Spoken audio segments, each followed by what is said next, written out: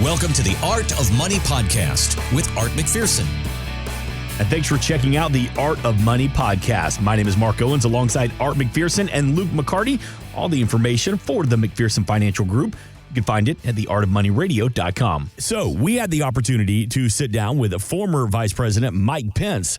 He was doing an exclusive event for some of your colleagues in the financial world, Luke McCarty, and it was up in Washington. I want to kick things off, and here's Mike Pence talking about the economy and how to get it back on track. The best thing we can do is get this economy moving again. You know, inflation at a 40-year high, gasoline prices having doubled. We've seen the impact of uncertainty on the stock market, and that's impacting pensioners and savings. And I think the best thing we can do for people that are approaching retirement or in retirement is turn our country back from this more spending, more taxes, less American energy, less American security agenda that's being advanced, and really get back to American strength and American prosperity. Luke McCarty, Patrick Nickerson sitting in this weekend. You agree with thoughts on Mike Pence? I agree. He didn't go into too many details about things he'd do differently, but one thing he said, is kind of control government spending. If you think about it, where would we be right now if the Build Back Better Act were to pass? There were several trillions of dollars being floated around, depending on which version you're thinking of as we're talking about it. But if we had another $1 or $2 trillion of printed new money onto this inflation, it would continue to go up.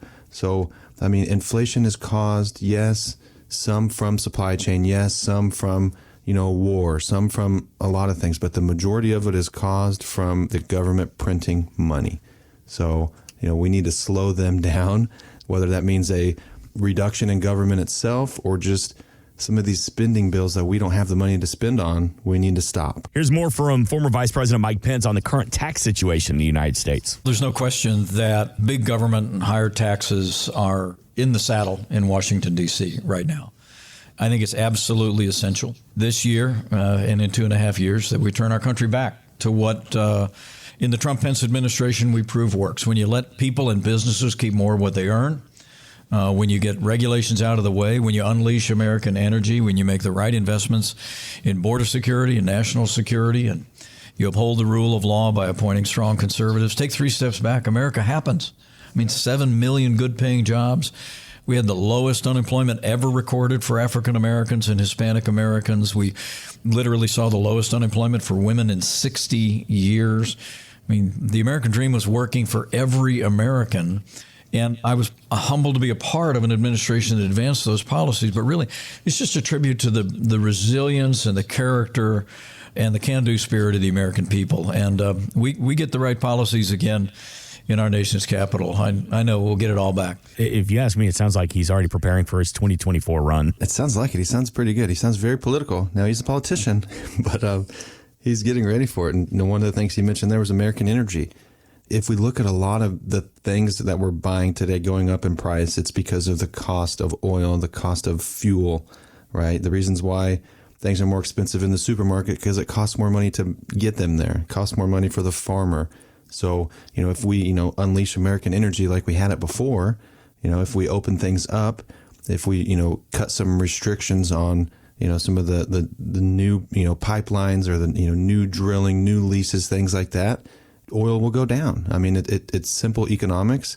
And I agree with what Mike Pence is saying there. Just get us back to where we were. Let's not change everything, right? We're not going green tomorrow. Over time, yes, we should, but it's not going to happen in a year, 2 years. I want you to hear this clip from Mike Pence. He's talking about inflation, and he's blaming it on the war on energy. We became a net exporter of energy for the first time in 70 years under the Trump-Pence administration.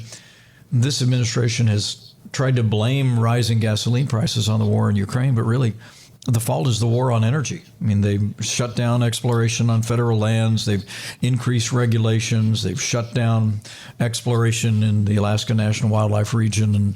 And all of that is driving inflation across the board. So it kind of answers the question that we were talking about earlier, where to blame all this inflation and high gas prices. Yes, definitely does. Now, he has more details than I did, but about some of the exploration and some of the the leases in the federal lands. But it just seems it just seems like common sense to me, right?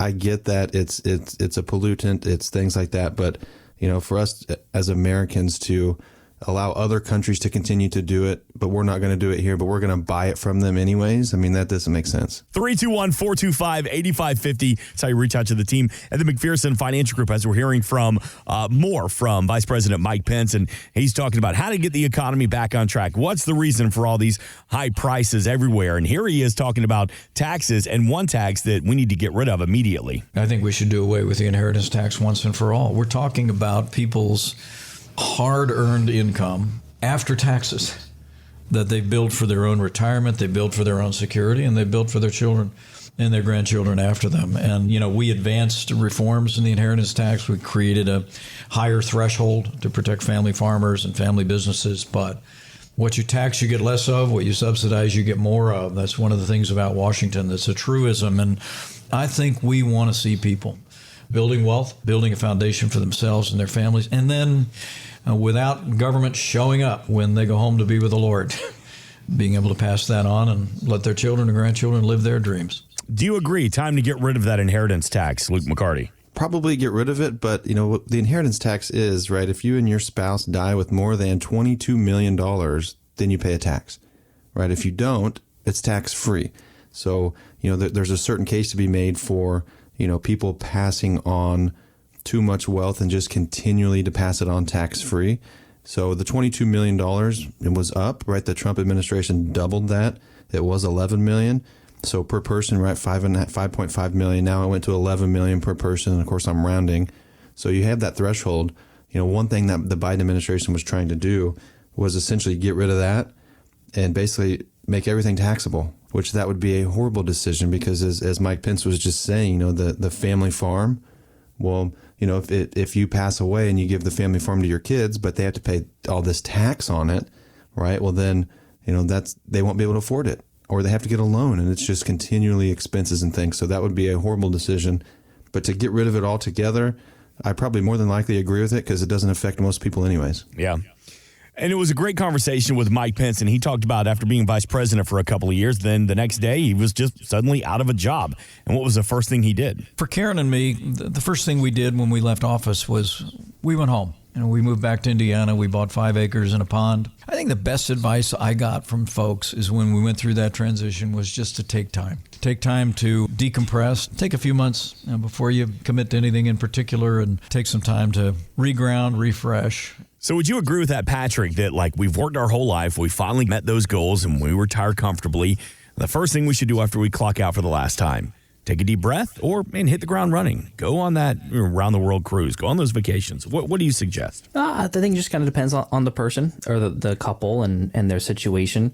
Some do just want to decompress. They need a month or a year just to kind of relax, find new hobbies, take a breath, sleep in a little, take some trips.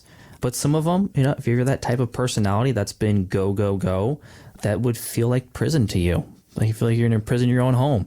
So some of them we do help set up, some goals and some other things to do in those early retirement times to keep their motivation up in life. It was a couple of weeks ago I met with this lady and her husband, and for the first time they came in, and it was her first day of retirement. So she retired the day before, came into our office the day after. First thing I said was, "What are you doing here? Come here a week or two after you retire." I mean, I get it. She was on it. She was very prepared, had all her ducks in a row, very organized. But in my mind, right, if that was me and I retired the day before, I don't think I'd be planning any meetings to talk about finances at 10 a.m. the next morning. No. But it was a funny conversation. We both had some laughs, and I think she liked that. I was like, "What are you doing? You don't have to go on vacation, but just stay at home right, for a week." I would do nothing for a week. Thanks for listening. Want more from Art McPherson of McPherson Financial Group? Find us online at artofmoneyradio.com.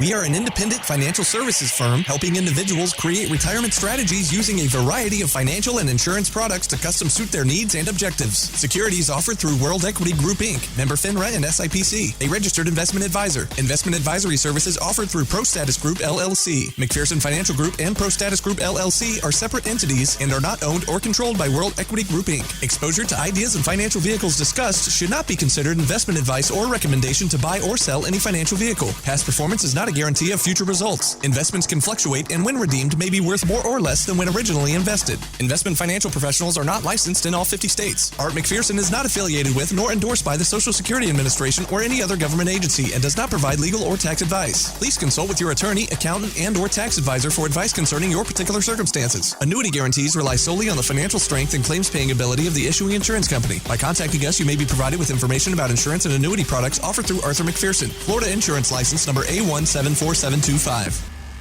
Today's show has been a work of art.